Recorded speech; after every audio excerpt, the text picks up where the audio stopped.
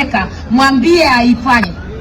Kama uko na pesa, badala ya kutuma vijana, ingia wewe, kuja unipokonye microphone.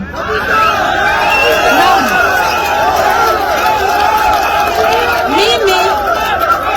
Sisi watu wa Azimio hatuwezi tumbana kazi ambayo hatufanyi. Siwezi kukutuma ukachafue. Kama ni kuchafua, nichafue, ni kuonyeshe vile watu wanachafua. Vijana na muomba, muache kuwa watumwa wa mabonyenye wako na pesa. Unakombolewa 100 kufanya kazi ya utoto. Na yule anakukomboa ako na watoto, angetuma hiyo kazi. Lakini watoto wake anaona ni wangwana, hawezi kuenda hiyo kazi.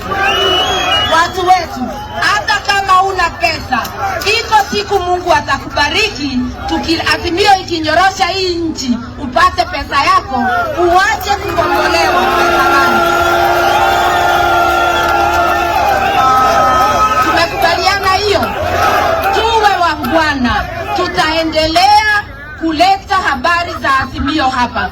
Sasa wacha nikwambie maneno ya baba. Ni kwa nini nikubali kuungana na baba? Ukiangalia historia yake,